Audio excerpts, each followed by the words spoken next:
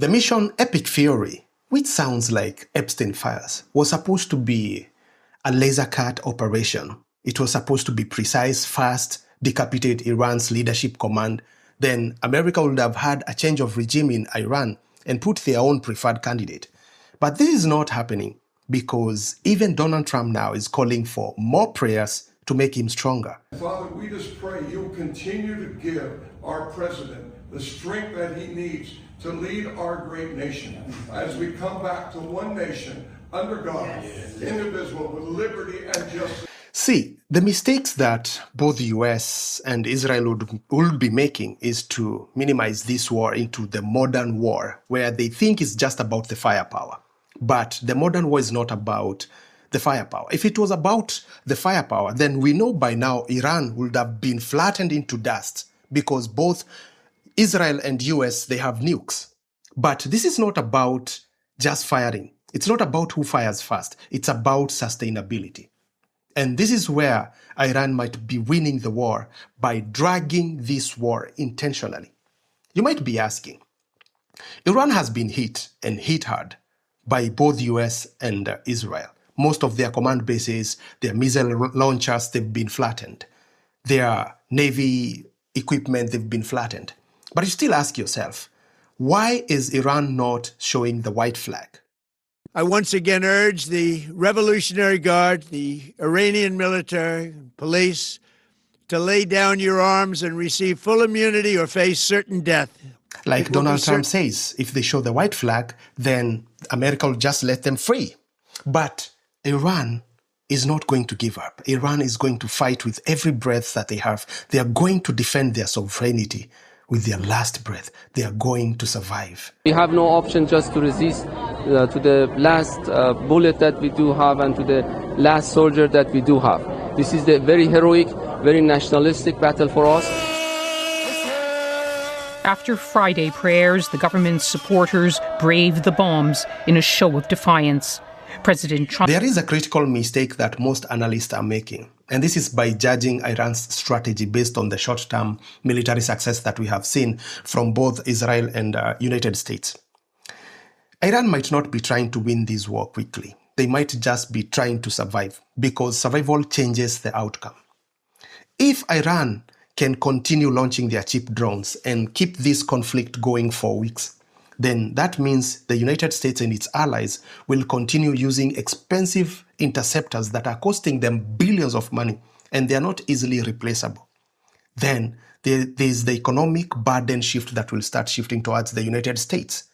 Meanwhile, Iran continues to launch and deploy their comparatively cheap and replaceable weapons. And this is the logic of asymmetric warfare. You don't need to match your opponent's strength, but you need to make their strength too much expensive to sustain. This is the game that Iran is trying to play right now. There's one option that could end this war quickly, and that is a full-scale invasion of American boots on the ground. That could collapse the Iranian government and have the Americans install a new regime. But that scenario is far more complicated than it sounds, because Iran seems to have prepared for this kind of a scenario for decades. According to intelligence reports and internal accounts, before the assassination of its supreme leader, Ali Khamenei, he had written a will, and this was not a personal will but a government will, where he left a contingency directive. This is a government designed to survive even catastrophic leadership losses. Not one chain of command, not two, but 4 completely layers of command. And each layer is capable of continuing the war, even if the above is eliminated. Because each layer is capable of automatically activating itself the moment the previous leadership has disappeared. And that's why, even if the US and Israel decapitates the leadership, the next level activates. Both America and Israel possess an overwhelming military superiority. And there's no a serious analyst who can doubt that. But in my opinion, superiority here doesn't automatically translate into a strategic victory.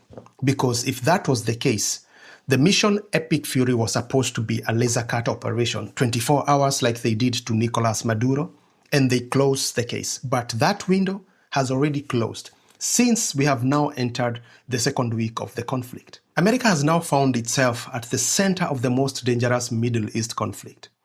And ask yourself the question, was this war inevitable under Donald Trump? Or was it one of the things that the wars that Donald Trump swore that it will never happen under his leadership? I will prevent World War III as only I can. I will prevent World War III. We're not going to have World War III. I will prevent World War III. I will prevent, I promise, World War III. I promise I will be your peacemaker. I'm going to be a peacemaker, and I'll be your peacemaker. I will be your peacemaker. I will get it settled before I even become president. I'll get that thing settled before I take the office. I will have that war settled in one day, 24 hours. I'll have that war settled in 24 hours. My proudest legacy will be that of a peacemaker and unifier. That's what I want to be. The final question that I want you to ask yourself about this Middle East conflict between US, Israel, and Iran. The winning side, is it the one who strikes the hardest, or is it the one who can sustain the longest? Anyway, in any case, war is ugly, and nobody wants war because it destabilizes a lot of countries, a lot of economic consequences. But I want you to ask yourself, if this war was avoidable, why did America and Israel take the first hit?